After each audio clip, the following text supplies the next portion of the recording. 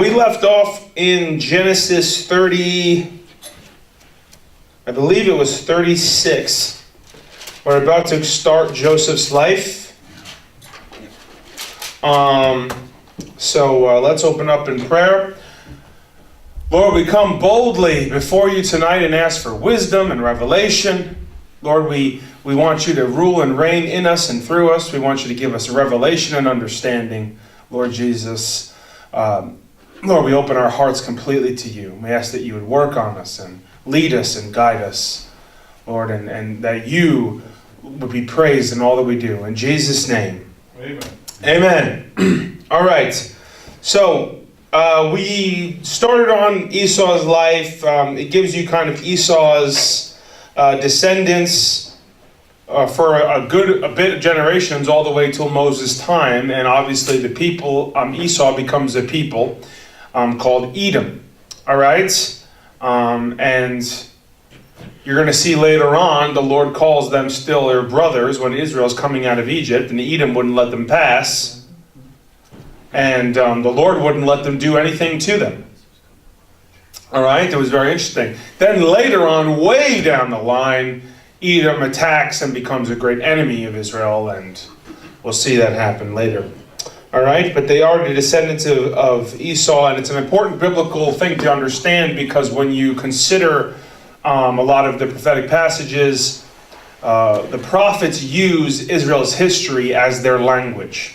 It really is. It's a language, and you have to speak it. And knowing that Edom is Esau is a very important detail that shows up many times. But we don't have to spend much more time on that, so let's go to 37. Deal? Yeah. I mean, unless you want me to go through every single, family member of Esau's descendants, but I think we're okay there. Okay, chapter 37. Now, obviously, this is one of the saddest and yet best stories in the Bible. One of the most important stories in the Bible is last week, or 2 weeks ago, we covered one of the other, a little bit more important story in the Akedah, the testing of Abraham, which is probably the top 3 stories in the Bible. This makes it into the top 5. Okay, and one of the reasons that we take so long with Genesis is because, truthfully, Genesis is an entire foundation for the rest of Scripture. And every single one of these stories comes up over and over and over again through Israel's history. And that's why they're so important to know. They're important to know the characters, to know what happened. And of course, every week you come into an extremely important story in Genesis. This, of course, the story of Joseph. Now, a lot of people have, there has been accounts, kind of like the story of Moses, that Joseph's life has been, your average person has a little idea. Well, not anymore, maybe 20 years ago. Your average nominal Christian pretty much has heard of Joseph and knows some of the key points of his story. But I want to tell you that there's a lot more to it than some of the people understand.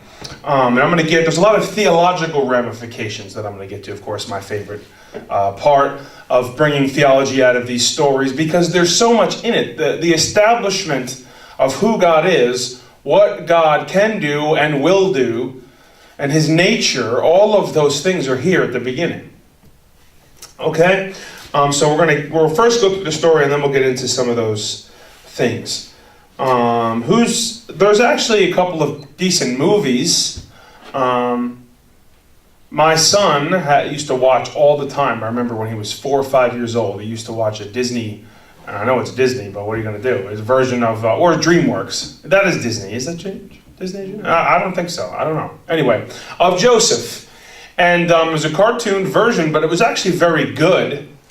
And I remember and I watched it with him a bunch of times, and it really gives you the story. I mean, it takes out some of the major details, but I mean, but all the important stuff is there.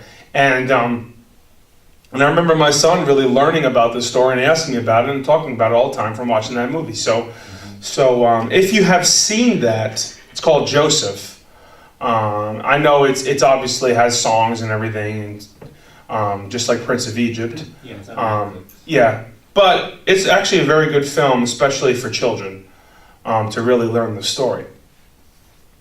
And more than Prince of Egypt and the Moses, many of the Moses movies, this one is more accurate. It's more close to the story in many regards. Okay. So, Joseph is the son of Rachel, and you know Rachel passed away when she had Benjamin. Benjamin is very little. Joseph is a teenager, okay? And his brothers are much older, all the way up to Reuben, who is probably more like 50 years old at this point. All right, at least in his late 40s, something like that. Okay. You also see one person who is always left out. Never in any of the stories anyone ever mentioned that Reuben actually tried to stop this, but he did. He's the only one that did, but he did. So that's another thing that comes out as well. So let me get into it. Now Jacob did something where he obviously favored Joseph to some degree. Now one thing that they did in the movie, which is why I bring up that movie that I mentioned, is because they have an interesting storyline that I think makes sense, and because of that I'm going to throw it in there. They have Joseph as about 16, 17 years old, but his father has him learning and studying and reading and while his brothers are all out with the sheep, and that doesn't specifically say that, but it makes sense. It also makes sense later on to see Joseph must have been very well educated. To do and accomplish what he did, he had to have had a very good education, considering he was still technically a youth when he was sold, and to have such command with Potiphar and then with the jailer and then on to he was obviously a well-educated young man. All right? And I think that has merit, because when you consider how God used him. But it would also paint the picture too that all of them were educated. Obviously we kind of think of them just living in tents with, now one thing they don't get in the movie, none of them get, anything I've ever seen with Abraham too, is they have 25, 30 of them in tents. No, we've already established that there's probably at this point hundreds of people in there. They have tons of servants. They're very wealthy. Okay, they have their flocks that are innumerable. Okay, but it does seem likely that Joseph was educated pretty well, and I think that write-in is accurate. Anyway. But he favors him. He's not out with his brothers. He's at the age where he could be, but he's not. All right? And obviously his father gave him this special coat that separated him from his brothers.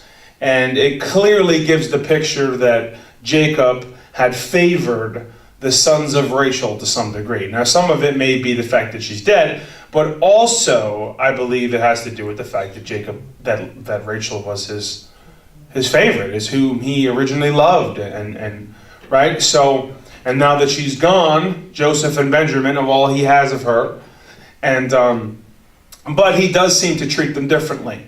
Now, Benjamin is obviously very young. We don't know exactly how young, but we know he's young. Okay, and he's not really in the picture until later on,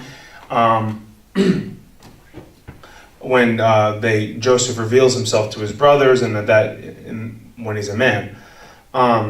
Okay, so obviously you have to start there, because why would the brothers do this? Now, even if you consider the dreams and you consider that stuff, it still seems like it was a very over-the-top reaction, right? That there was more to it than just the dreams. There had to be more of a backstory, and you see that. They bring that out in the movie, and I think that's fair as well, because there obviously was a a history of animosity towards him and towards the way that Jacob treated him differently. Right? There was an extreme jealousy there. All right, so, and then of course the dreams just brought that all out to the surface, to the point where even Jacob says, so are we going to bow down to you too? You know? So, Joseph has dreams. He's a young man, and his father gives him this special tunic, and his brothers are extremely jealous of the way his father treated him, and then one night he has a dream. Okay, verse 7 of 37.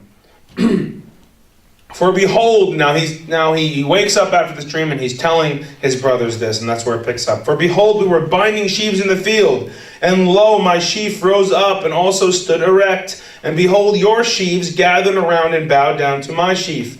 Then his brothers said to him, are you actually going to reign over us? Or are you really going to rule over us? So they hated him even more for his dreams and for his words, which obviously they hated him before that as well. Okay? But let me tell you something. One of the first things you got to notice right off the bat. The seriousness that they uphold dreams with. Okay? They seriously... why would they feel that way, that he's saying that this dream means that he's going to rule over them? They already interpreted it. They didn't like the interpretation. But they obviously have a real, genuine honor for dreams. Right? You see that right off the bat. Now, of course, it's easy in Scripture. Dreams are a major part of Scripture. We're going to get into that, and it comes up here. But a lot of us in our culture have lost that for dreams, and we just see them as not much of anything, right? They obviously did not think that way. Okay? And later on, Joseph's answer that, dream interpretation belongs to God. Obviously, Joseph believes that dreams come from God. So let's just establish that, and his brothers obviously believe that too. You notice they immediately interpreted what this dream meant that Joseph gave. They actually interpreted it correctly, didn't they? They did. All right, so now Joseph gets another dream. Okay, and this time his father is involved. All right. Verse 9, now he still had another dream and related it to his brothers and said, lo, I have had still another dream, and behold, the sun and the moon and 11 stars were bowing down to me. And he related it to his father and to his brothers, and his father rebuked him and said to him, what is this dream that you have had? Shall I and your mother and your brothers actually come and bow ourselves down before you to the ground? And his brothers were jealous of him, but his father kept the saying in mind. Now, first off, you have to deal with this. God gave him the dreams. Did God know what his brothers were going to do to him? Yes. Did God give him the dreams? Yeah. Yes, he did. That's very important detail. Because the Lord gave him that dream and then gave him another dream. And the dreams really took this or feelings that they had and pushed them to the limit. All right? And of course, we're going to come back to that, the theological ramifications of that later, but I want to point that out to you now. The other thing is that obviously they had a very high honor for dreams. Okay? So, now his brothers are off pasturing their flocks. They have huge flocks, so they travel a lot, I'm sure. And of course it says in Israel, and you notice that it uses Jacob and Israel interchangeably. Okay? So Jacob sends Joseph out as a messenger to see how it's going, because obviously he probably hasn't heard from them in a while, and he's curious how it's going. So he sends Joseph out to them. And like I said before, Joseph is not with them. At his age, as an older teenager, he would be with them working. But he's not. All right, his father has kept him back. And so he sends them out, and as he, long story short, as he finds them, they see him off in a distance, and they immediately start to plot all right, let's find him, let's take him and kill him. Now, it is incredible that they immediately jumped that far. Right? Yeah. But remember, two of them already proved that they have a pretty bloody past, haven't they? And they have a little bit of anger issues since they slaughtered a city. Right? So it's not that far-fetched then, is it? And you have to remember, the other thing is you kind of think of them as young men because they're Jacob's sons. They're grown men. All right? Who are dealing with a jealous rage about how their father treats this kid. Okay? And the fact that he's not working with them and all these things. So they say, let's kill him. Now, Reuben is the one who actually talks them out of it and gets them to throw him in the pit, but his plan was to go rescue him. All right? So, you know, he always kind of gets lumped in, but Reuben actually is the oldest and tried to keep them from doing what they were doing. But he lost in the end. So he talked them into throwing him in the pit so he could rescue him. Obviously, that also tells you that they were in a hot rage. It wasn't just like this was a calm conversation. All right? That he felt like that's what he had to do to save him. All right? And Joseph, of course, hasn't done anything to them. He's young. He told them the dreams, maybe, you know, not realizing, but he's just interpreting the way he's been taught. He was interpreting them accurately, of course. And he didn't realize what it would produce in his brothers. But so they take him and they throw him down in the cistern. And the cistern had water. So first of all, that means it's deep. And that throwing him down would have hurt. You know, that could have killed him right there. But, you know, he survived. But then a band of Ishmaelite traders. Now, Ishmaelite, wow, it's only been a couple generations. But if you consider from Ishmael to now, it's been, 100 years. It really has. I mean, yeah, I think that's probably accurate. And if you consider how many people can you have in 100 years? Especially when you don't use contraception. And you have multiple wives. Right? A lot. Well, if you consider Abraham, right? And Ishmael was already, at least 15 or more when Isaac was born. It might be over 100 years. Yeah, it could be 150 years. But because it doesn't seem that long ago, he's just the grandson. Jacob is the grandson of Abraham. It doesn't seem like it's that long, but it is. Okay? So the Ishmaelites have become a whole powerful people now. All right? And they're traders. And of course, that goes all the way back. That's history. They were traders and merchants. And so they had this idea. Let's sell him. Let's sell him to them and not kill him, because if we kill him, we will then be guilty of murder. Notice they also have an understanding of blood guiltiness. Remember I explained that to you, and it comes from Noah, right? And Reuben said it multiple times about, there'll have to be an accounting for his blood. So they thought a way around that would be to sell him. They wouldn't kill him. I mean, pretty much in Joseph's mind, they're doing the same thing. Okay, but they thought they would be able to get rid of him and yet not have to kill him and be accountable for his blood. So they sell him, and then they come up with, now Reuben comes later on to try to rescue him, and he's already gone. And he finds out what they've done. And now he has two choices. He can either stand with them and try to help them deceive Jacob, or they could go tell Jacob. Now, he also could put his life at risk. There's a lot more of them than him. And truthfully, what is he going to do now? It's not like they can go find him.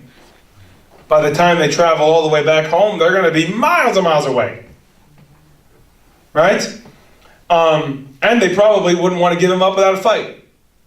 So, Reuben obviously was in turmoil. The only reason I thought about that is because I thought about before, well, why didn't he then try to, once they sold him, he could have tried to do something.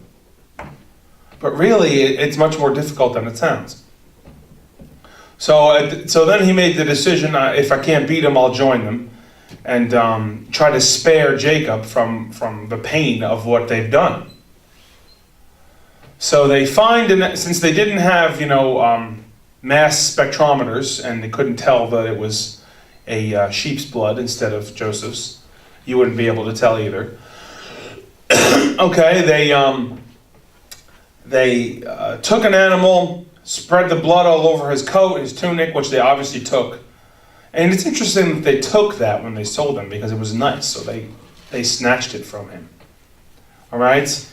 And they had it all torn. They bring it to Jacob and say that, and of course Jacob makes the natural assumption that he was torn by an animal. We don't know what happened to him, but obviously he was.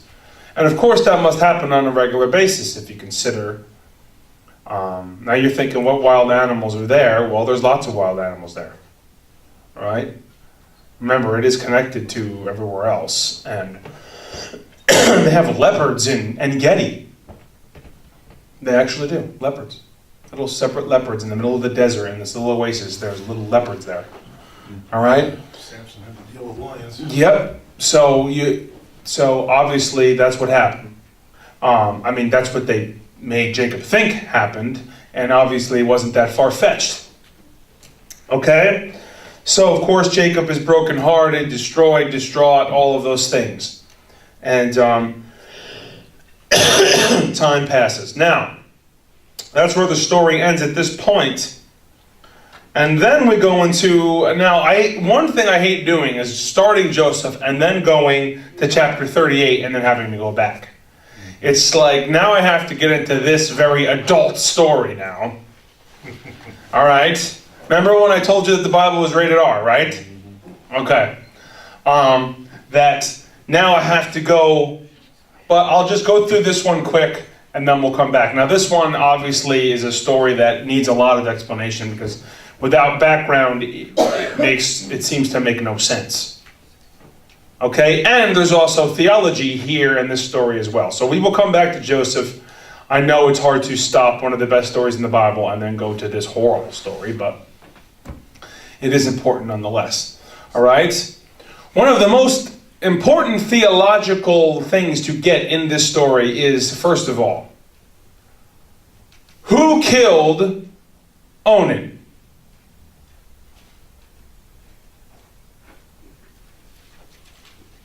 Who killed Onan? It's an easy answer. Just look at it. It's just very important for you to get this in your brain. That's why I'm making you look it up. This is in chapter 38. Who killed Onan and his brother? Okay, you're taking too long. God killed him.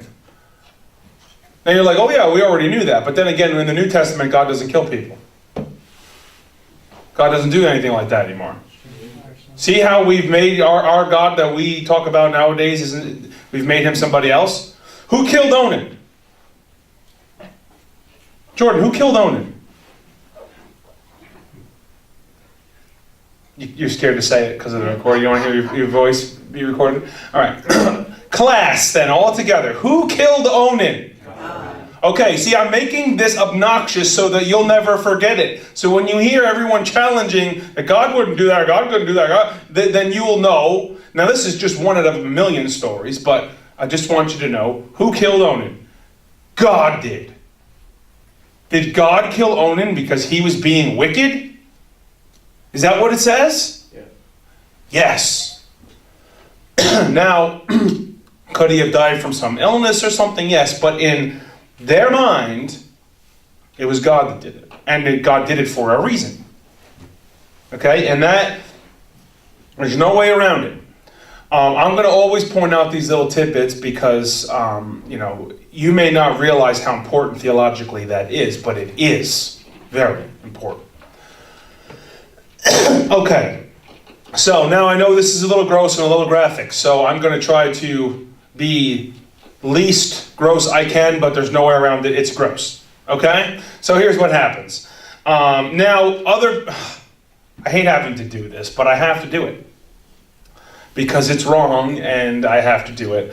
Some people, I remember when I grew up and I went to some youth thing, they tried to use this story as an example of masturbation in the Bible.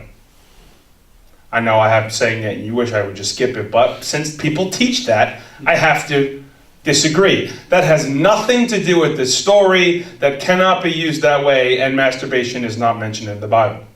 I'm not going to give a big teaching on that at all. You can talk to me that later if you're curious, which I hope you're not. But anyway, that does not have anything to do with this story in any way. Okay? If you haven't heard that taught, trust me, it's taught that way. What this is about abusing his wife. This is sexual abuse, is what this is. Okay? All right, so the first one. Okay, now the first guy who the Lord kills, we don't even find out why. We just know he was very wicked. And if Moses wrote that he was very wicked and it was passed down that he was very wicked, I guess he was pretty wicked. Okay? So so the Lord kills him, and then you're wondering about this. Now I have to set this story because this story matters later on, and it has to do with Jewish law and Jewish customs, also laws given in the book of Leviticus. And that's why this story is important as well. So, the law, this is called the law of, actually, it's also from the book of Ruth. And a lot of people like to use the book of Ruth, but they don't realize that that was not something that, like sacrifice, was not something that just started on Sinai. It goes all the way back. So does this custom, okay? Which is, if a man dies without a son, okay, then his wife, okay, the closest male relative, a brother if he has one, or if he doesn't have a brother, his first male cousin, okay, the closest male relative will then take her as his wife. But the firstborn male will not have his name and will not have his inheritance. It will have his dead brother's name and his dead brother's inheritance, and he will be the son. Even though he's his own, legally, in all ways, he will be his brother's son. Now, that has to do with inheritance, and it has to do with land, and it has to do with honor and all of those things. Okay? That gets passed down, and that is what comes in. If anyone's read the book of Ruth, if you've heard the story and wondered about it, this is the beginnings of that custom, and it's spelled out even greater detail in the Torah. In the law of Moses, okay? Now, we may think that's crazy. We may think, how could they do that? That's cool. See, if you do that and you have that in your mind, first of all, you need to repent. Second of all, period. Went to the next sentence too quickly. Second of all, you need to realize that you're doing what we said not to do. You're making the fatal mistake. You're taking our culture and you're judging them. All right? In our culture, women can vote. In our culture, women can work. In our culture, women can make money. Right? Isn't that true? Yeah. Guess what? In this culture, a woman without a husband, okay, is usually destitute and lonely or taken in by somebody and living alone. All right? I know we're like, oh, about that. No, it's true. Okay? This is actually God's protection for women. That's what this is. And it's also a way to honor the one who's dead and to keep inheritance in the same family. Okay? So, this is protection for women. It's also another thing about it too, is it's one of the reasons why the Lord never said that polygamy was sin. It's one of the reasons. Now, were all of them because we kind of would think, well, it's only if he was unmarried and he would take her. But that's not necessarily true. Sometimes they would be married, and if he was the only male relative, he would still take her in, okay, and care for her. All right? And yet the firstborn would be the son of his brother. and so forth. Now, it was protection for women, not abusive women. What they're doing to her is abusing her. And that's why God hates it. All right? And what are they doing to her? Well, in her mind, in God's mind, he's raping her. That's what he's doing. Okay? Why is he doing that? Because the whole point of the blessing and the promise of marriage, okay, is for her to have children. So he is abusing her and taunting her to her face. Now, in our culture, we're so screwed up that we're so used to this that we all think children are evil, and we see, that's why this is a perfect illustration of why we cannot use our culture to try to judge the Bible. All right? Because we're so far removed from this that, what Onan's doing doesn't upset us at all. Does it? No. It very much upset God. Okay? Why? Because he was abusing her. He was stealing from her. What does she want to have? Children. Okay? Why? God, marriage. Children. Okay? He is taking that right away from her. Now, could I really get theological with this and deal with modern marriage? Of course I could. But then again, Christians don't base their choices off the Bible anymore, so, that's why we never hear about these kind of things. But truthfully, this story could be used, not about masturbation, but about children and marriage, because that's absolutely what it's about. All right? Anyway, I'll move on. This is a sticky subject, okay? But the truth is, there's so much to it that you can't skip it. It would be easy for me just to skip over the story, because then I wouldn't have to say those kind of words and talk about these kind of things. And that's what most pastors and teachers do. But the truth is, this story, if you read this for the first time, you must have had questions. You're probably going, what is happening? Where did this come from? I thought we were reading Joseph. Okay? But there's a lot to it. And of course you see that God kills him for spilling his seed on the ground. All right? And so that's what he's doing now. That's only the first part of the story. It gets even weirder. All right? So, Judah Judah's wife dies. Okay? Judah's wife dies. Judah does not have multiple wives. He actually has one. Now, if you think of him as young, he's not young. Judah's probably 50. Okay? Easy. And his wife dies. His first two sons, who both took this woman, are dead.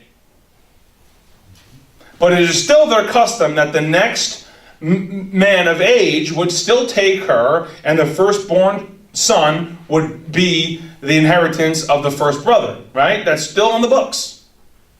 So Tamar expects that when the youngest one, I'm forgetting his name now,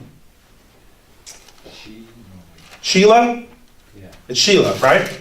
And when he's old enough, which probably means, he's only 11, 10, 11 years old. When he's old enough, then he take her, okay, and you can figure out the rest. All right? So the point is, he got of age, and Judah never called her. So she's got the point now. He's not doing it. And Judah thinks, and it tells us what Judah's thinking is, first two guys are dead, and what if my third son dies? Maybe he thinks there's some kind of curse on her or something. All right? So she now what you don't understand because of the culture, she is now like broken goods. And it's much more difficult to her to marry and have a life. Okay? Because she's tied to this family. That's their culture. That's their custom. All right? And that's why she's still wearing widow's clothes. It's interesting to know that they wear specific clothes so you know what they are. All right? But she must have known something about Judah. She must have known him a little bit to pull this scheme and for it to work. Right? That's one thing that comes up here. She must have known him because she knows his wife is dead. All right? And why would she think that he would do this unless there was some kind of past something? Anyway, I'll just throw that out there. I can't prove it, but it makes sense. It doesn't make sense that she came up with this out of nowhere, that he would never do anything like this, and then she would pull this plot. She knew something, right? So anyway, that's a separate issue. So now, remember when I told you there was also going to be lots of gross things that you were going to have to deal with?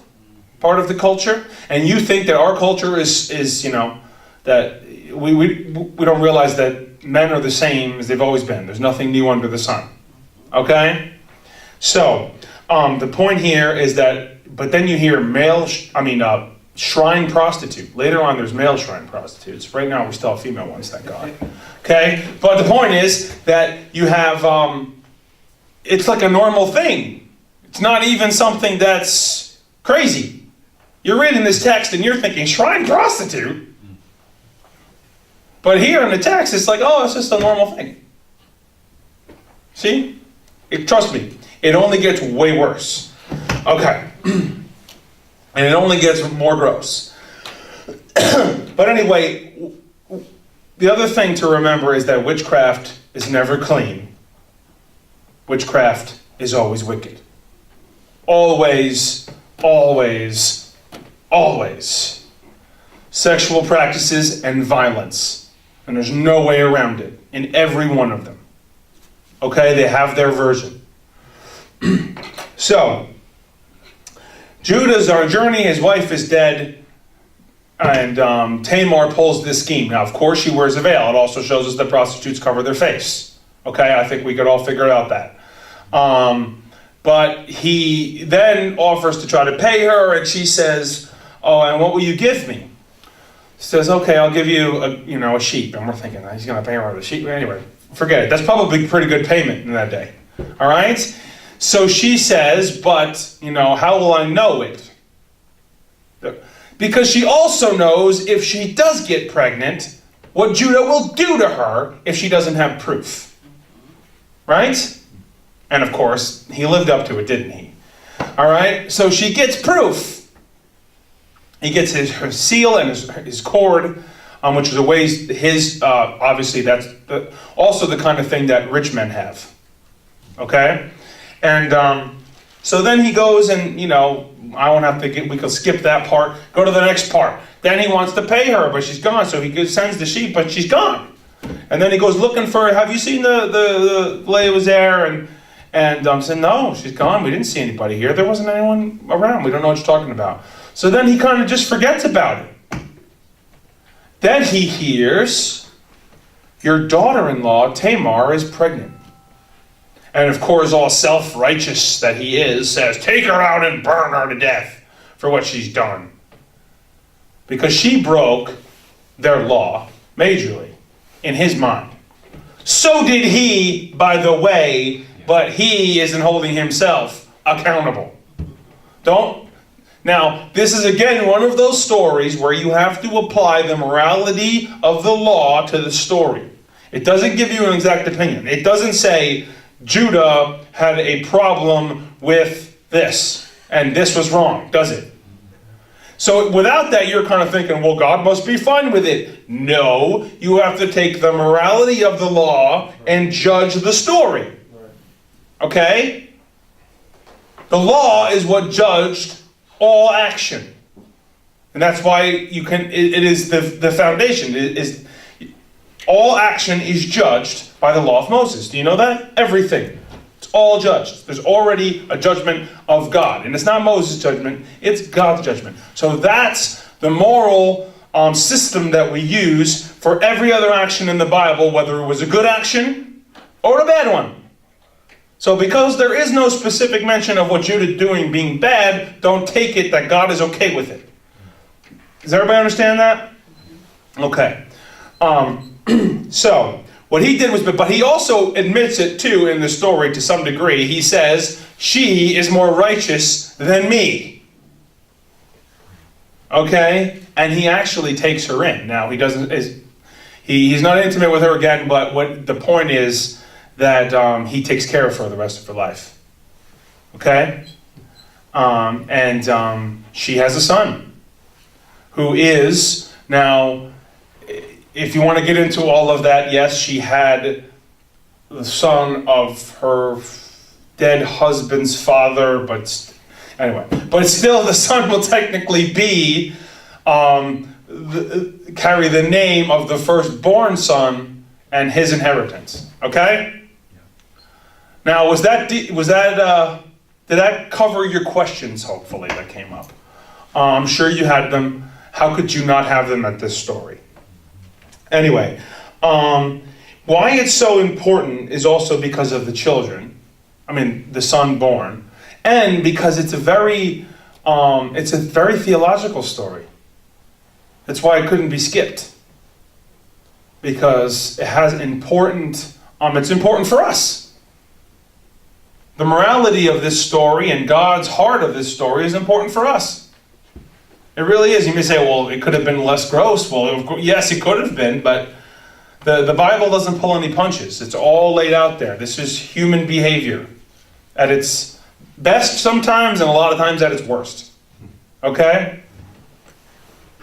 So anyway, that is this story. I did my best. I don't want to spend any more time with it. If you have any more questions on this, please talk to me afterwards about it, and I will do my best, provided you don't get too gross. I'm kidding a little. She had two sons, though, right? It says she had Yes, she had two. She's pregnant with twins, and one of them, and that's another reason why this story is important, because one of them comes out, his arm sticks out. It's kind of like Jacob and Esau, how they were fighting to get out, but then she ties a little thing on his arm and then the other one gets out first. And of course, that all had to do with future inheritance in Israel, because so that's why this was very important. Okay, even though these are Judah's natural sons, they're actually inheritance-wise his grandsons. It's too much. It'll hurt your brain. Just let it go. Okay. Anyway, but that's why this is a very important story. But the morality of it's important too. Okay. And as much as we may think, the main point that you need to get, as much as you may think you don't understand this culture, this is actually different than any other culture on earth. This was God protecting women, whereas every other culture abuses them. And God stood up for this woman who was being abused. You get that? That's a very important thing. Okay, now we are done. Everyone say, thank God. Let's go back to Joseph. All right? And Joseph has some problems of his own, doesn't he? So, now the story picks up where Joseph is in Egypt. And he is a young Hebrew. It doesn't tell us when he learned Egyptian, does it? But it also tells you that Jacob had him trained well, didn't he? And I think that's what Jacob is an extremely wealthy man who understood something about Joseph. He was also a prophetic man who was filled with the power of God. Very much, the Lord could have trained Joseph and separated Joseph out and had him learn and study and be well educated. That's why when they brought that out in a DreamWorks cartoon of all things, I thought that was a really good write into the story. Now, remember when I told you I'll always separate between the facts of Scripture and opinion? That's an opinion, but I think it has merit. Okay? Because he speaks Egyptian. He's well educated, or you wouldn't be able to be a manager of a rich man's house as well as he is. You would have to have some education, wouldn't you? All right. And he's young, so it's not like he's 30. He's 18, 17. All right? So, anyway, he is taken by a rich man named Potiphar. Okay, and he sees Joseph and takes him in, and immediately he's blessed by him, he's impressed with him, and within a short while, he makes him the head of his house. Now, we don't understand really how the rich live, but the point is, why would he need a head house? Well, he's probably got 50 to 100 servants. And an incredible mansion with probably more than one. Okay? And he doesn't run it all, he's busy. So he needs someone to run it all for him. And it's the same as a rich man who owns a company. Right? Doesn't he find someone he trusts and likes to run his company? Well, it's exactly the same thing that's going on here. So you may think, well, he's just a servant, but actually it's a pretty awesome job. All right? So he's doing well. And God, and he thinks maybe God is blessing me here, you know? I mean, this was going to be horrible, but... And then, Joseph is a perfect example of whenever you think it could get worse, it couldn't get worse, it does. It can always get worse, right? So, Joseph is there, things are starting to go well for him, God is blessing him there, he's now has a good thing going. Now, I also think about this story a lot when it comes to why did this happen? Why did this specific thing happen to Joseph? Now this is an opinion. I believe Joseph is being tested here. He passed with flying colors. And he got rewarded with jail and imprisonment. Okay? That was his reward for his great actions. All right? But he was tested. He was also tested that he could lose. He's got nothing, and now he could lose the one thing he has. And he had to throw it all away. So anyway, obviously Joseph is a handsome young man, very impressive. And Potiphar's wife falls for him and tries to have an affair with him. And keeps now, it was not a one-time thing. He's been rejecting her for a while. To the point where he can't even be around her. He avoids her completely. So then one time he's alone and she corners him. And she says, sleep with me. And he says, no. He says, how could I do that? I could never. And he also says very specifically, how could I sin against God? He has an incredible fear of the Lord. Even through what he's been through, many of us would now be mad at God, wouldn't we? We'd be angry at God. We would not still be holding to being scared to sin against God after what happened to us. We'd be saying, God, you let this happen to me. You abused me. That's what we do. Not Joseph. All right? Not Joseph. He holds on. Okay? So then she grabs him. And he runs away from her. And even tears his clothes. And now, I always tell all young men, I use this story every time I used to do youth group, and every man I've ever talked to when it comes to this situation. If you're ever in a situation of temptation with women, don't talk, run. It's the perfect illustration because if you talk, you will lose. Run. It's the only answer and it's the only option. All right? So Joseph doesn't sit and have a conversation. He runs. Okay? She's got his clothes tears. Now she's scorned. Right? So now she is going to destroy him. And of course, that's exactly what she does. She puts on the waterworks. Potiphar comes home. He tried to, rape me and blah, blah, blah. And he has his clothes. Now, what's interesting to me, and I think that this is another thing that they bring out. It's a little interesting. He's mad and he's angry, but he doesn't put Joseph to death. You would think that would be the repercussion of this. He already has a pretty good idea about his wife. Yeah. I think, and they bring this out in the movie again. They just lay a little bit of a seed there that, first of all, if she's like this cannot be the first time. Sure. He can't be that shocked. And the fact is, if he really thought this all the way, this man would not live. All right? So anyway, again, that's conjecture, but I think it has merit. But anyway, now he's thrown in prison. All right, and again, the prison warden wouldn't put him in a high position after a little while if he had tried to rape Potiphar's wife. They would have made him the worst possible prisoner in the world. They would make him suffer more than anything if he was still alive.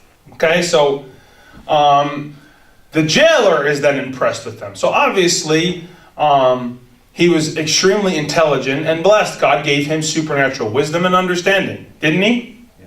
Yes, he did. And the jailer is impressed with him and puts him in charge to run the jail. Okay, but he's still a prisoner and can't escape. But yet he's, at least he has something going on. So some time passes, and it's not just like, a couple of months here. It's years. Time has passed. Okay? Most of us would have all given up on God by now. God doesn't love me. God doesn't care. Right? Joseph holds on.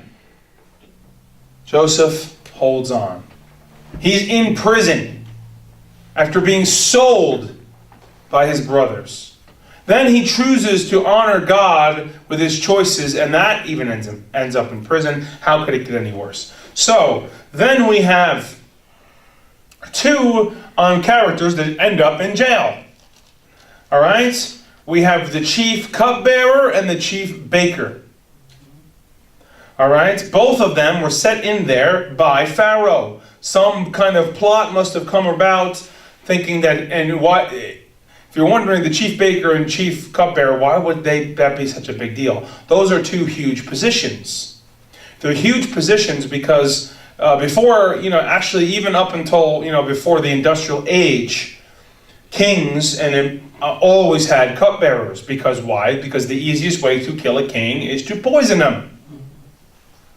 So the people that were in charge of the king's food and the king's drink were his most trusted people.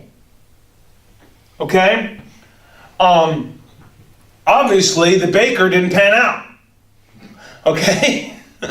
But they're in there while this is being investigated. So they're, obviously, and they're at least for one night because they both have dreams. Now, who gave them the dreams? God did. Did God give the baker a dream that he's going to get killed tomorrow? Yeah, because that's exactly what happened.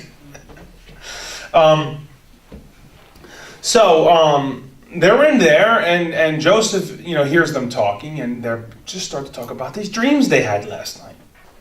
So the cupbearer says, "Yeah, I had this dream," and actually, I want to read the dreams because the specifics in them are really important when it comes to dream interpretation.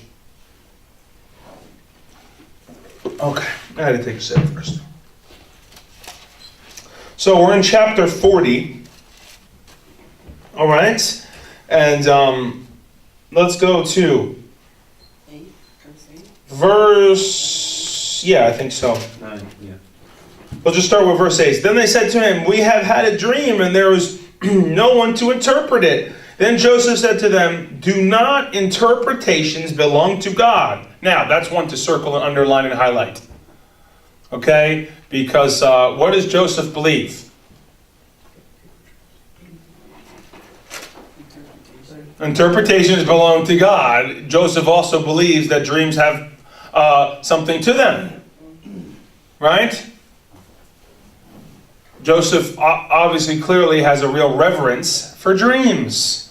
And he has, now, that's important because it establishes something. We're establishing things. We're establishing that dreams are important and we should pay attention to them, and that God gives people dreams.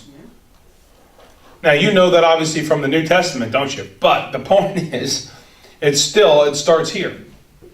Actually, the number one way in the Bible God speaks to people is through dreams. You know that? Many, many, many times. Okay, so Joseph hears this. And Joseph, immediately says, "Oh, well, interpretations belong to God. So tell me the dream." You see that also Joseph is very confident that God will give him a clear interpretation. He doesn't question that or even wonder about that. He knows he will. Because he seeks the Lord on it, and the Lord will answer. Right? So the chief cupbearer told his dream to Joseph and said to him, "In my dream, behold, there was a vine in front of me. And on the vine there were 3 branches, and it was budding. Its blossoms came out, and its clusters produced ripe grapes. Now Pharaoh's cup was in my hand, so I took the grapes and squeezed them into Pharaoh's cup, and I put the cup into Pharaoh's hand. Then Joseph said to him, this is the interpretation of it. The 3 branches are 3 days. Now, I like to do a prophetic class where I like to teach about interpretation and stuff, and it's fun because I get a lot from these, from these verses, from Daniel, from different of the prophets, Ezekiel, Isaiah, Jeremiah,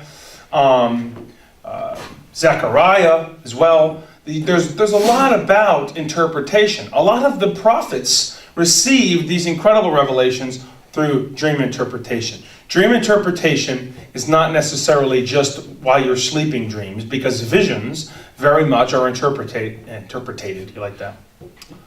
Prophesizing and interpreted. Interpreted, visions are interpreted much the same way. And if you get some of those keys, it will absolutely help you. Okay? A lot of people see, a day vision. A day vision is a daydream. You know that? Yes. Okay. Now, can your mind wander onto things that you want and desire? Yes. Can you dream and do that? You ever notice that if you really focus on something incredibly and hardcore, you will inevitably have a dream about it, won't you? If you get some deep emotion into your spirit, will it come out in your dreams? Yes. It will. Yes. I also like to clearly throw in here that is also an incredible proof that we are not just, worthless animals without a spirit. That we are, because there is no absolute scientific understanding of how dreams work. And how everybody knows, even if they want to deny it, every person with a decent understanding has experienced a dream that affected them in an incredible way and had something to it in their life. Yes? My dog has dreams. See her running, chasing, barking. So every one of us has had a time where we were absolutely shaken to the core. Something dramatic happened in a dream. Also, we've all had an experience where we had a dream and something happened in real life that reflected it. Yeah. Has Yeah. someone tell me if that's never happened in once in their life? Is there anybody here? How could that possibly be random chance? Remember, because if everything's random chance, it's random chance, right? There cannot be something unrandom if it's random. Okay, anyway, that's me going back to Genesis 1. But I can't help it! Because the dream world itself, that's why it's for us to tell these people here, even the Egyptians, that we are just nothing, that there is nothing. Okay? They would slap you. You have a spiritual side to you. How can you know when someone's watching you? Has anyone ever had that experience where you just can feel when someone's watching you?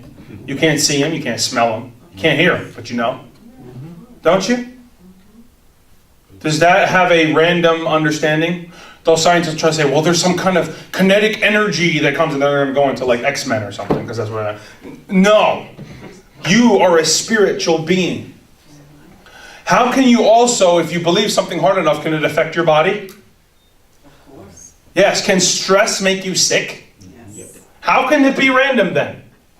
Anyway, I'm going back to the beginning of Genesis. I couldn't help myself. But it is important to get that here. You're a spirit.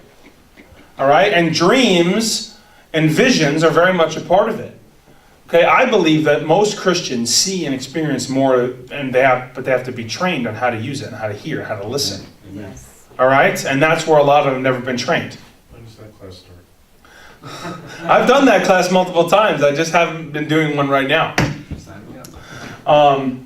Anyway, so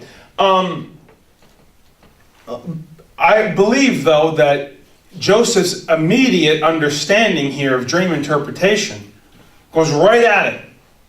Okay? And he sees the numbers each representing something. Also, what's interesting is that he has all these details in the dream, and it's a very quick and easy interpretation. Not, Yes, well, there was a flower on the wall, and the flower of the wall probably has to do with when you were 7, and, you were bitten by, a sea monster, and then you... I've had people try to interpret dreams, and they have like 5 pages of interpretation when there's usually one sentence. Just this message. God's going to bless you. You have a problem with fear. You mean I have like a 2-hour dream and all these details? None of that matters. It's one simple little message. Tomorrow, 3 days from now, you're going to be restored. 3 days from now, dead. Bam. That's the interpretation. There's a lot more detail in there, isn't there? All right? So, but I love how he goes right at that. So 3 days, and you will be restored to your position. So then the baker's like, oh, that's pretty good. I like that. So then he gives a shot. He goes, so this was my dream. But his dream has a little bit different. It's similar, but it's a little different. I'm getting, birds back then. So then Joseph kind of, can imagine Joseph's face. Well, yours has got a little different meaning to it. In 3 days, you will be hanged. And, birds will, I'm sure he was like, thanks a lot for that, man. Good job. But sure enough, what he said happened. Now, Joseph says, remember me when you speak to Pharaoh. Joseph is 100% confident that these things are going to happen. He doesn't seem like maybe it'll happen and maybe it'll go. He knows it's going to happen. He says, remember me when you speak to Pharaoh. Well, of course, it happens exactly the way he said, and of course, the cupbearer totally forgets about it. So then the Lord intervenes for Joseph. Now, It was a couple more years. yes, it was more time to spend, and Joseph probably forgotten about the whole thing, given up on it. All right? Joseph is not a young man anymore. You can estimate he's at least in his 30s, maybe even late 30s. Okay? And so now he, let me get back to the story in my brain here. Okay, so now what happens is the Pharaoh has this incredible dream. Now, I also want to get into dreams, and people always ask me this question. Here's another thing when it comes to dreams and visions. You are an emotional being. You are a spiritual being. If your emotions and spirit is not affected at all, it probably isn't that important. People wonder, how do I know what a dream is important and what a dream isn't? When you wake up and you remember something and it had an effect on you, it's important. Have we all had dreams that you can't even remember and didn't matter at all? Yes. Aren't you very keenly aware of when something's important? You may not understand it, but your spirit knows when it was important and when it wasn't. Isn't that true? Yes. Because the next day you can't shake it. That's right. Right? The next day, have you ever had a dream where you thought it was real, and then the next day you're wondering? I've had a dream a couple of times. Not very many, but there's a couple of times where I remember being there today thinking, did that actually happen? Yes. Yes. Did that happen? And you have to take a minute to think about, okay, no, that was a dream. Good thing I remember that. But you were affected. And we've all had lots of things where you're just going in and it doesn't affect you at all. Your spirit knows when it's important. All right? So that's just another little tidbit that I've learned when it comes to interpretation. Anyway, so they totally forget about him, but the Pharaoh wakes up. Now you're thinking, doesn't the Pharaoh have dreams all the time? How could he get so serious about this one? That's why I said that. Because his spirit is jumping. Something was majorly important in this dream. He knew that there was something more. It's not like he never dreams. His spirit knew that there was something to this. God was rattling him. Okay? Why would he think ugly cows and fat cows but he was rattled by it. Now, here's another thing that's important about dream interpretation is, you notice every single dream so far in the book of Joseph has been keenly given to that specific person in something in terms that they understand. Notice that? And that is this, I always like to say it like this. Look at your fingerprint. It looks insignificant. But there's no other one like that. All right? Your DNA code, there's no one else like you.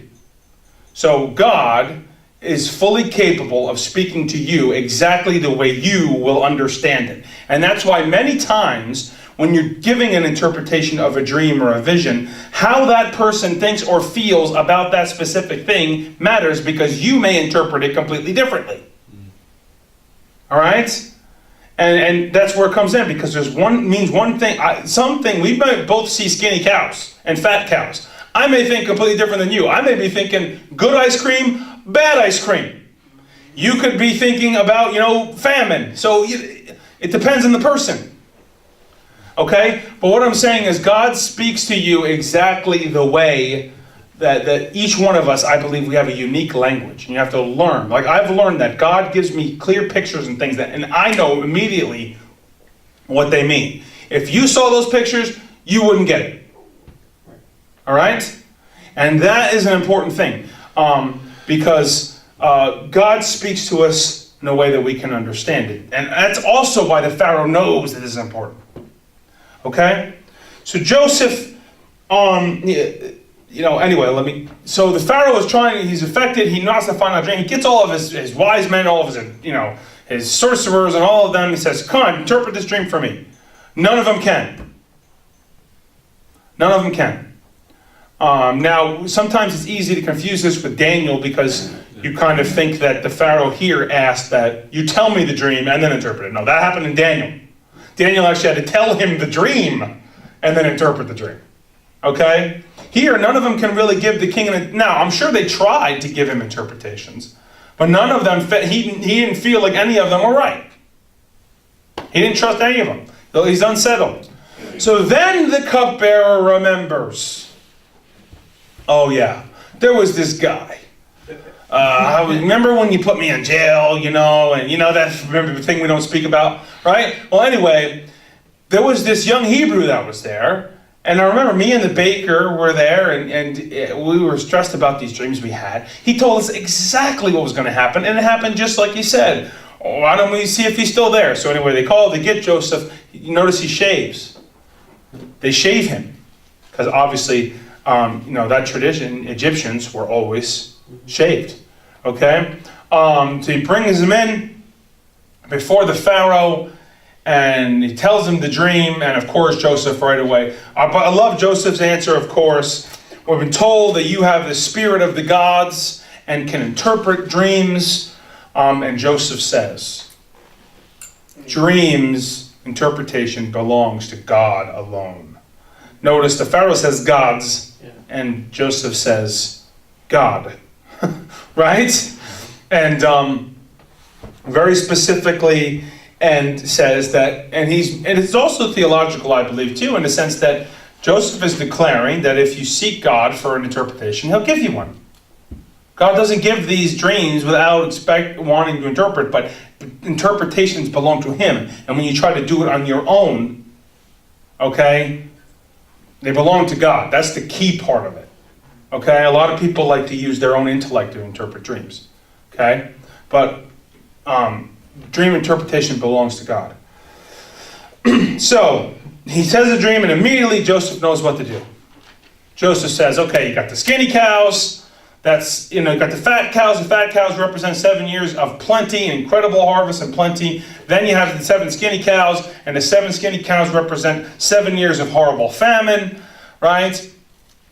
And so then Joseph says to him, and then of course Joseph doesn't just tell him the dream, he tells him how to fix it.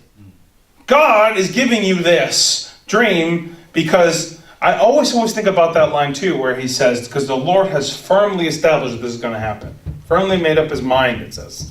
This is going to happen, and has given you a warning. So, let the Pharaoh, then he tells them what to do. So, you have 7 years of plenty, you're being warned so that you can take an incredible, store up as much as you can, store up as much grain as you can, because then the 7 years, it'll be, you'll have grain through that 7 years. That's why the Lord is giving you this dream. And then Joseph stops, and then, of course, the Pharaoh looks at him and says, a wise man. I mean, who do we have in Egypt more wise than you? You're the one that just told us what it means and exactly what to do about it. And he also says the spirit of the holy gods is in you. Remember, Joseph always says God, and he always says gods. It's multiple times. It's interesting. But they see and recognize the Spirit of God on him, clear as day. So Pharaoh, being smart, says, why would I go with someone else? You're the guy I want in charge. All right? So he then says, okay, well, I'm going to hand you the keys to the car. You're going to have the whole kingdom. You're going to get this thing done. When it comes just to the throne, I'll be greater than you, but I want you to run this whole thing. All right? And of course, and then he changes his name to Hafnaf Paneah. Everyone, remember that one, right? Hafnaf Paneah. I remember when Connor used to come out when he was 4 years old and he watched the Joseph movie and goes, and the Pharaoh changed Joseph's name to Hafnaf Paneah. That's how I always remember it. Okay? So, anyway, what happens then, and of course he also gives him a wife who is a daughter of a witchcraft priest. Okay? Doesn't really affect Joseph very much, though. You're not going to affect him, and I'm sure he had a major effect on her. Okay? Anyway, so then he pulls this off. They have 7 years of incredible plenty. He stores up more grain, and he stopped counting because it was more than could be counted. And then the famine hits. When the famine hits, it hits Canaan. Okay? It hits Canaan. Now, again, think about this. Well, the key phrase, well, I'll wait till that point. I'll wait till I get to see Joseph in the part where Joseph says that phrase, and then we'll get into it. Anyway, I'll just continue with the story. So the phrase, the famine hits Canaan, and Jacob, they're starting to starve, and then he yells at his son. He's like, "Why are you just standing there? You're just going to let us die? Well, I heard there's grain in Egypt. Go get some." So they go down to Egypt. Okay, 10 of them, because Joseph obviously isn't with them, and Benjamin, Jacob won't let out of his sight. Right? They go down there, and immediately Joseph recognizes them. Now Joseph, all right, is Egyptian. Egyptians don't look anything like they're clean shaven. They're all done up. I mean, you never recognize them. The other thing, too, is that you notice that you don't get it in the story until later on. Joseph uses an interpreter. A lot of times in Scripture, people are using interpreters. They just don't mention it. But you see that here. Later on, you find out he is. Okay, of course, they never portrayed that in the movies. But, anyway. So Joseph is acting like an Egyptian, like he doesn't understand. He doesn't want them to know that he understands them. All right? He immediately recognizes them. And they come through, and he gives them trouble. He messes with them right away. He says, "What are you doing?" And he's inquiring about Benjamin. One of the things I think, too, is why, you wonder, why this thing about Benjamin, about bringing Benjamin to me? I had the thought, well, maybe Joseph is scared that they might have hurt Benjamin. Think about that. What they did to him. He's also daughter of Rachel, who Jacob was treating differently. Joseph very well might have been afraid of what they did to him, and to make sure that he's alive. Right? I mean, it's very possible. Because you wonder, why does he want to know about and bring him to me? He's testing him, and he wants to know. Really, he also might have some real fear. Okay? So anyway, he messes with them, and he says, "Who are you?" And he questions them specifically, and then little do they know, he would say, "Okay, you're spies." And why would he do that? Because he wants them to bring Benjamin to him. All right? And also to test them. And maybe a little bit of, maybe a little bit of, a little touch. Okay? So he tells them, "You're spies, and in order, but there is a way." And he goes, "Because I fear God." Notice he said that to them? "There is a way that you can prove it to me, that you're not spies. Bring this younger brother back, and then your story will be confirmed." Okay, and they're like, "Oh my," and of course they're freaking out because they know that Jacob will never let that happen. And they're not sure what to do. They pay the silver for the grain. Then Joseph takes Simeon as ransom to make sure they come back. All right? And of course, in the movie, they have like him trying to sneak Simeon food, but won't let him know it's him. Right? And his wife is like trying to help. Even then, it's interesting. Anyway, so they go back, okay, and then of course when they're on their way back, they're already stressed out completely, and they find their silvers back in their bags. And now they're thinking, oh my goodness, we're being set up. And then of course immediately, what did they start to do? They started to do it right away with Joseph in front of him when he started to question them. And then Reuben speaks up and says, I told you we would have to give an accounting for the young man's blood. Right? That this is coming on us because of what we've done. Technically, they're right. They just don't know it completely. All right? But they all really now realize that that's exactly what's happening to them. They all recognize it, and they're totally different than they were before. And now with the silver back, they're thinking, oh, God is paying us back. God is giving us what we deserve for what we've done. Anyway, they get all the way back to Canaan. They have some food for a while, and they tell Jacob what's happened. And of course they say Simeon is there, and he won't give us any more, and we can't get Simeon unless we bring back Benjamin to him. And then Jacob goes, why would you tell him about it? He said, well, they questioned us. He asked us very specific questions. How would we know what they would say? You have to remember, then Jacob says no way and lets it go for a while. He lets Simeon stay in prison for a while. He does. All right. Eventually, they start running out of food completely, and they go and talk to him again. And Judah's saying, take my children instead. If I don't make sure. Okay. Anyway, Jacob finally has no choice, and he has to let them go, or they're all going to die. So they bring Benjamin down, and immediately when they get there, they get taken and separated and brought to this other place, and they think, oh no, they know about the silver. This is it. It's over. We're done. And but the guy stops him and says, no, we know about your silver. Your God has blessed you and given you your silver back, blah, blah, blah. And they're like, okay. So then they get brought to, all of a sudden now they're at his house. And of course, Joseph is still playing the Egyptian side, so he can't eat with them, so he's in a separate thing. And a couple times he has to go out and leave just to, try to wipe his eyes. Imagine the emotions that he's feeling. Just unbelievable. So he's emotional, but he tries to keep it under control. But Benjamin, of course, gets a double portion of food and everything, right? And Benjamin is the innocent one. But now he does know that they didn't hurt Benjamin and that they've accepted him and loved him. See, that matters to Joseph. We forget that little detail of the story, but that matters to him. All right? So then he messes with them a little more, and he sends them back with grain, but he puts this little, thing into... now, if you're wondering, it says an idol. It means it's a little statue of some sort. And of course, they're in Egypt. Okay? They're everywhere. There's, if you're wondering, that doesn't mean Joseph is like worshiping idols. Okay? It does not mean that. So anyway... I heard people could try to interpret it that way. That's not what it means. So he could, but he slips it into Benjamin's sack, okay, and knowing exactly what he's going to do. So they go, and of course, then he sends his servant after them, and they say, "Oh, but it's fine. But someone stole this." And they're like, "No, we didn't do it. We didn't steal anything. No way." And then they would say, "If you find it, you can kill the one who did it."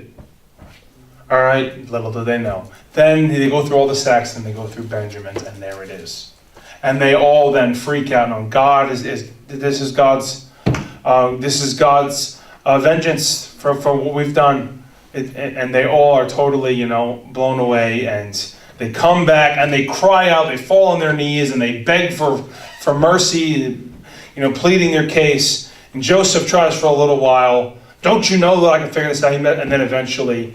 He can't handle it anymore, and he sends everyone out.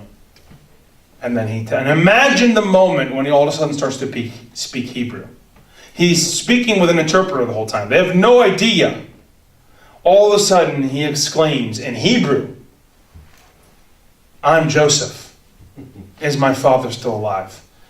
And then it says in the text, it tries to capture the moment. They didn't answer. Just imagine what came over them. They were experiencing the fear of God. Yes. Then he keeps talking, and they're probably just, and then they realize it is really him. Now they're afraid that, what is he going to do? But he tells them, come here, and he reassures them that he's not going to hurt them. But then he says the most important part of the entire story. The most important line of the whole entire story is, I have it, I want to actually read the exact quote. Okay? Which is, where is it? Anyway, I thought I had that one written down specifically, but for some reason all of a sudden I'm not finding it. Okay, yeah, it's because I'm not going far enough. All right, here's where it is. Okay? It's in chapter 45. Okay?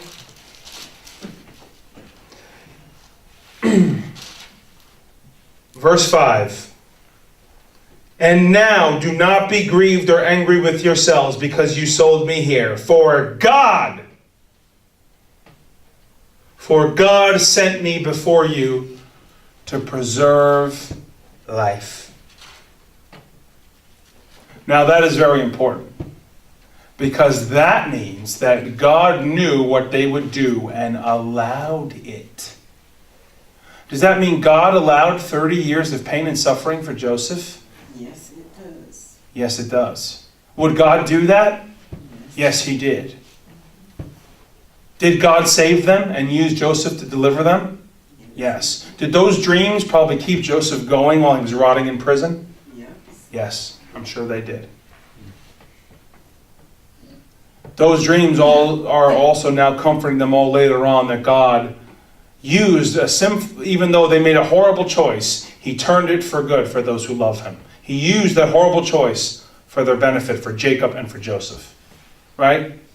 To preserve their lives and to bless them. And so that is, you can't escape it.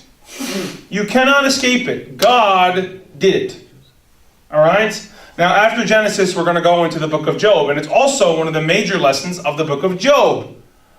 Okay? And we're going to spend time on it there, so that's why I don't have to spend a ton of time on it here, because I'm going to come back to this specific subject then. And I'm going to mention the story then as I lay the case. Okay? But that is a verse to underline, to highlight, to get in your spirit. Would God allow Joseph to go through this horrible situation? Yes. Did God have a good purpose in mind? Yes. Yes. Has any of us ever been through something horrible and painful? Of course. Can God use horrible tragedy to bring about a wonderful purpose? Trusting God and real faith is holding on to that in the midst of tragedy and circumstance. Right. Amen. When we lose that, which Joseph could have done at any time, he could have gotten off it. He could have gotten angry with God. He could have slept with Potiphar's wife. It would have been easier for him to just do it. Right? It would have been easier for him to then get angry in jail, to quit, to kill himself. Especially then when he got raised to this position to totally reject God. These are all the things we would have done. You have to see that Joseph, God understood that God, all that he went through was for a reason. Now, it was not just one bad year. It was not just 5 bad years. It was not just 10 bad years. It was a long time of suffering. But Joseph trusted the Lord. And God used it all to save Israel and his children. Okay? So, we're going to end here. We got through it. There's still a little bit more left. It goes back and Jacob comes down, and we're going to do that when Jacob meets Pharaoh and then he lays his hands on his sons. We'll deal with all of that next week. I want you to start reading the book of Job. Okay, we are following a chronological order through the Bible. That's why we go to Job next. All right, because Job takes place during the time of the patriarchs. All right, so Job has got a lot of chapters, but honestly, the chapters are kind of small and it's written in poetic form. So I want you to read Job, the whole thing. Now, that's a decent amount of reading. Did everyone finish Genesis? Who didn't finish Genesis yet?